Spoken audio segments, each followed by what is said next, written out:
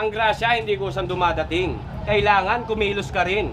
Ultimo magsasaka natin. Nagbubungkal muna ng lupa bago makapagtanim. Ibig mo sabihin, pati magsasaka natin, naninira ng kalikasan. Humhang, kailangan nila yan para sa kanilang kabuhayan. Pasalamat ka sa mga yan, sila gumagawa ng paraan para magkakanin ka lang. Kung di sila nagbungkal ng lupa, kung di sila nagtanim ng punla, kung walang palay na makuha, makakain mo ba yung lupa?